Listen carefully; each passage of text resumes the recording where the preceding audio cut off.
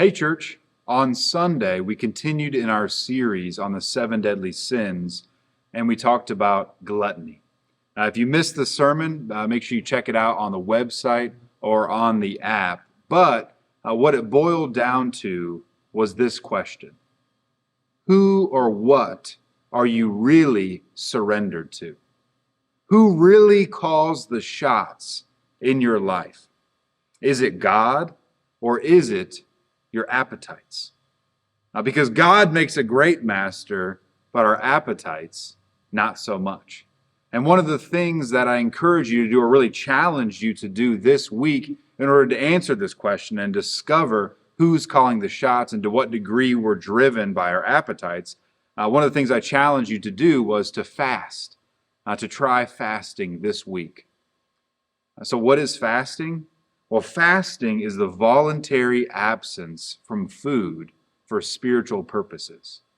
That's what it looks like in the Bible. And we see in the Bible various spiritual purposes for fasting, for abstaining from food.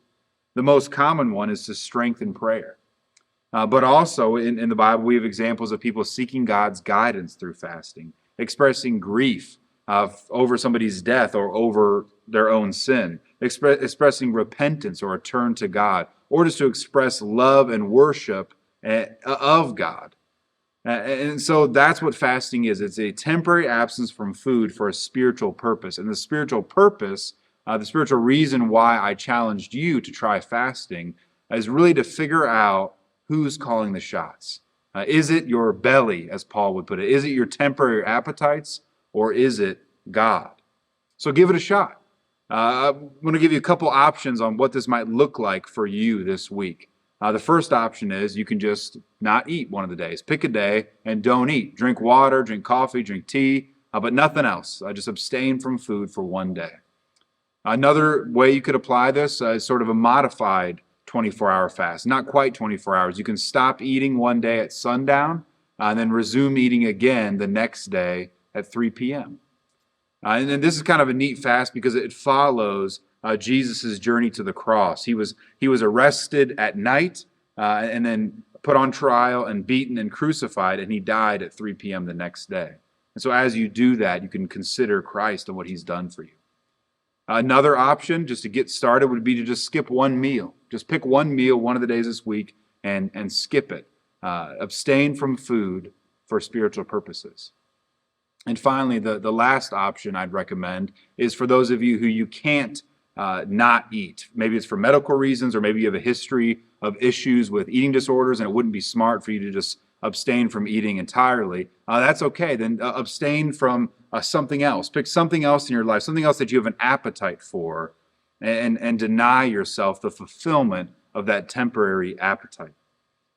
And the idea is to let our hunger for the temporary thing remind us of the one who can really fulfill our deepest longings, our deepest appetites, and our deepest needs, and that is God alone.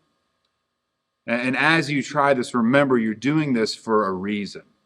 And the reason why we're fasting isn't to impress God or impress others. God is not impressed with our fasting. Nobody else is impressed with our fasting. That's not the reason why we do it. We also don't fast because we don't think that there's something inherently good with being miserable, right? It's not just to be miserable. No, it's for a purpose. It's to focus on who we're really surrendered to. So try it out. And with every time you feel that hunger, every time you hear your stomach saying, give me something to eat, turn to God in prayer and say, I hunger for you, God. I want to hunger for you more. I surrender to you in a new and fresh way. And it's my prayer that God would use this in your life this week, and we would more and more become a church that is surrendered to the only one who's worthy of our surrender.